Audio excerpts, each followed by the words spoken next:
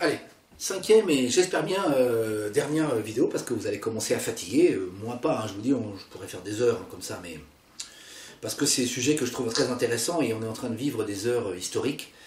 On est en train de vivre des changements absolument incroyables et bon, il faut quand même que la plupart des gens essaient d'être informés au maximum, comprennent ce qui se passe et puissent prendre des décisions au mieux de leurs intérêts. Alors, au-delà de ce fameux registre centralisé dont je vous parlais il y a 3 minutes, enfin peut-être un peu plus maintenant, et de cette suppression de l'argent liquide qui va clairement mettre le monde, le monde européen et voire nord-américain en esclavage. Oh, je ne vous ai pas parlé de la puce RFID qui veulent vous implanter sous la peau aussi, enfin bon. Ça vous arrivera peut-être pas, mais alors les enfants, j'ai très peur que maintenant à la naissance on leur impose d'office. Enfin ça je pourrais en parler peut-être dans une autre vidéo si ça vous intéresse. C'est pas mal aussi ce qui nous prépare là, mais enfin bon, je sais pas comment va finir ce monde, mais on est un peu dans Matrix. Hein. Voilà, alors une dernière chose qui me semblait importante aussi, c'est la fameuse ordonnance du 21 août 2015. Vous en avez peut-être entendu parler, on appelle ça à la télé, ils vont vous dire le bail-in, comme ça vous comprenez rien. En fin de compte, c'est très simple, c'est la possibilité pour le banquier de vous piquer votre pognon. Voilà, je vous l'explique simplement. Hein. Alors, ça a été fait par ordonnance, puis le 21 août, il n'y a pas grand monde à l'Assemblée nationale, et puis il n'y a pas grand monde, les Français sont à la plage, ils ne regardent pas la télé, les journaux, on n'aura pas parlé, puis une ordonnance, ça ne se vote pas, hein, parce qu'on ne va pas demander aux députés de voter quelque chose comme ça, même si pour être franc, ils le voteraient, hein, parce que les députés français, c'est des machines à voter, hein, ils font ce qu'on leur dit de faire, si le parti leur dit qu'il faut voter oui, ils votent oui, hein. Ils n'ont pas envie non plus de perdre leur investiture pour la députation pour prochaine, donc ce sont uniquement des machines à voter, donc si on leur demande de voter une ignominie pareille, ils sont tout à fait, à mon avis, capables de la voter. Donc le 21 août 2015, il y a une ordonnance qui a été signée par le gouvernement français, qui explique que maintenant, en cas de difficulté financière de la banque, en gros elle fait faillite, hein, je vous explique, hein, elle fait faillite, bah, le banquier il pourra venir se servir sur votre compte. Hein. Alors bon, on va vous dire, oui mais attendez, avant vous, il y a d'abord les actionnaires qui seront pompés, d'accord, très bien, les créanciers aussi, hein, c'est-à-dire ceux qui ont détenu des obligations, donc, qui ont donc prêté de l'argent aux banques. Ceux-là, on va d'abord se servir sur... Oui, très bien, mais ça existait déjà avant, c'est pas nouveau. Hein. Ce qui est nouveau, c'est que maintenant, on va devoir mettre les clients à contribution pour renflouer la banque. Alors, dites-vous bien que si cette loi, cette ordonnance a été votée, et c'est européen, hein, attendez, vous tracassez pas, c'est descendu de l'Union Européenne, c'est pas descendu de François Hollande. Hein. François Hollande, il n'y a rien qui descend de lui. Hein. C'est venu de beaucoup plus haut que lui. Hein. C'est comme la loi El Khomri, ça ne descend pas de Myriam El Khomri, elle est bien incapable d'écrire une loi. Hein. C'est bien plus haut qu'elle que ça se discute. C'est pour s'aligner sur le travail américain. Enfin bon, c'est simple, hein, c'est pas bien compliqué à comprendre. Hein. Et donc là, la fameuse ordonnance du 21 août 2015, elle dit clairement que si vous avez 100 000 € ou plus sur votre compte, et alors attention, il semblerait que j'ai eu des précisions par rapport à ça, c'est 100 000 € au total de tous vos comptes. C'est peut-être pour ça d'ailleurs que l'Union Européenne veut faire un registre centralisé de tous vos comptes, pour savoir combien vous avez au total. Parce que vous dites, ouais mais moi je vais mettre 90 là, 90 là, 90 là, 90 là, comme ça je suis tranquille, j'ai jamais 100 000 sur un compte. Oui mais non, c'est pas comme ça, c'est 100 000 au total de tous vos comptes. Puisqu'ils sauront ce que vous avez sur l'ensemble de vos comptes à partir du moment qu'ils sont sur le territoire européen. Américain, j'imagine que ça ne va pas être mieux. Hein. Bon, maintenant, si on est au fin fond de l'Asie ou en Amérique latine ou au fin fond de l'Afrique, je pense que c'est très différent et qu'ils auront beaucoup plus de mal à être au courant. Voilà, on envisage de ponctionner en cas de difficulté financière de la banque tous les clients qui possèdent plus de 100 000 €. Alors rassurez-vous, hein. Enfin, rassurez-vous, non, c'est pas rassurant du tout d'ailleurs. On vous parle de 100 000 € mais c'est 100 000 € pour l'instant. Vous doutez bien que si ça ne va pas, ça descendra à 70, et puis à 50, et puis à 30, et puis à 10, parce que de toute façon, il va bien falloir que quelqu'un paye. À un moment, vous imaginez qu'on ne va pas mettre les banques en faillite, ces pauvres banquiers, ils ont besoin de manger quand même. Donc il va falloir quelqu'un qui les renfloue. Donc si les actionnaires et les créanciers ne peuvent pas les renflouer, bah ça sera nous qui renflouons, enfin moi non. Hein. Mais vous, malheureusement, qui êtes en Europe, vous risquez fortement de participer au renflouement. Alors, un petit ordre d'idée comme ça, je voulais juste, quand ça s'est passé à Chypre, parce qu'en Chypre c'est un laboratoire, c'est comme si une petite île, il n'y a pas beaucoup d'habitants, quand on veut faire des lois comme ça, des lois scélérates, on les teste à Chypre pour voir le degré de résistance des gens. Si ils font la révolution à Chypre, on n'insiste pas. Si à Chypre ils ne font pas la révolution, que ça se passe bien, ils disent si on l'a fait à Chypre, on peut le faire ailleurs. Donc ils l'ont fait à Chypre il y a 3 ans, bon il paraît que c'était les mafieux russes qui ont été ponctionnés, bon, je ne sais pas s'ils étaient russes, s'ils étaient mafieux, enfin voilà, l'honneur était sauf, on s'en est pris aux méchants russes, donc c'était pas un problème, il n'y avait pas d'Américains qui ont été visés, donc c'était pas un problème. Quoi. Ces gens ont été ponctionnés quand même entre 47,5 et 60% de l'argent qu'ils avaient. Hein. Donc voilà, si vous aviez 150 000 euros, vous avez pris entre 47,5 et 60% des 150 000 euros. Voilà. Donc voilà ce qui vous attend en Europe aujourd'hui si vous laissez votre argent sur le territoire européen.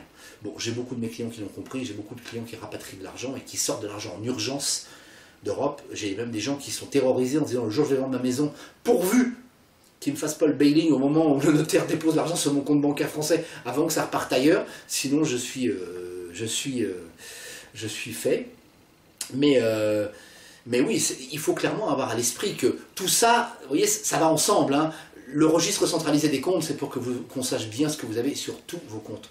L'ordonnance du 21 août, le fameux bail-in, c'est pour qu'on puisse vous prendre de l'argent, parce qu'il va bien falloir à un moment rembourser ces pauvres banquiers, quoi. Et puis la suppression de l'argent liquide, c'est pour que vous ne puissiez pas vous échapper.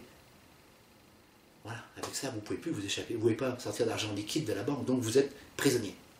Donc voilà, si cette situation vous plaît, continuons comme ça. Moi, personnellement, je peux vous dire, j'ai un compte bancaire en France, mon banquier, il ne voit jamais plus de 1000 euros. Hein. 1500 euros quand vraiment je suis de bonne humeur. Hein. Une fois que j'ai dépensé mes 1500 euros, je lui en renvoie 1000 ou 1500, mais jamais plus. Hein. Évidemment, et il est évidemment hors de question que je mette un centime en Europe. D'ailleurs, il ne me le demande même plus, parce qu'on en a parlé ensemble, il en rigole d'ailleurs. Il a bien compris que c'était pas la peine d'insister avec moi, quoi. Voilà, alors, vous voyez tout ça pour un peu en terminer, hein. Vous comprenez bien que maintenant, moi, quand on me demande au Costa Rica, au Panama, les gens me demandent si c'est sûr ici de laisser son argent. C'est vrai qu'il y a des fois, je manque de m'étrangler, parce que je dis, attendez, mais vous avez vu votre argent? Vous êtes en Europe, hein, que je sache. Et vous me demandez à moi, qui suis en Amérique latine, si c'est moi, c'est sûr. Alors, je ne vais pas vous dire que nos banques ici, c'est des coffres forts, qui ne se passera jamais. Ça n'existe pas. À partir du moment où vous mettez votre argent dans une banque, vous avez un risque. De toute façon, ne croyez pas que le risque zéro existe, c'est pas vrai. Vous avez un risque. Le tout, c'est de savoir si mon risque est de 1%, de 10% ou de 50%.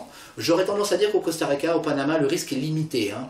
Alors ne vous laissez pas embarquer par les bêtises, Panama, paradis fiscal, argent sale, machin. Il y a plein de gens très bien qui ont de l'argent au Panama et ils font, sincèrement, je ne pense pas que le Platini a dissimulé, gna gna gna. Il a fait de l'optimisation fiscale, comme tout le monde, c'est-à-dire qu'il a mis de l'argent ici pour payer mon impôt en France.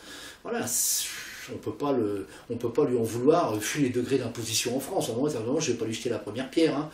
C'est pas ça qu'on appelle l'argent sale, hein. C'est les mecs qui essaient de faire en sorte de payer moins d'impôts. On utilise des méthodes d'optimisation fiscale, des gens qui sont très calés là-dessus pour les aider. Hein.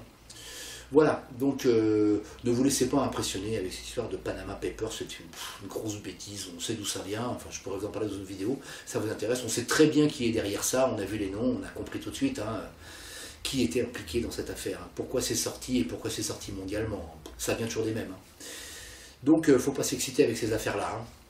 Ici, nous avons un avantage, vous voyez, au Panama, au Costa Rica, surtout au Costa Rica encore plus qu'au Panama.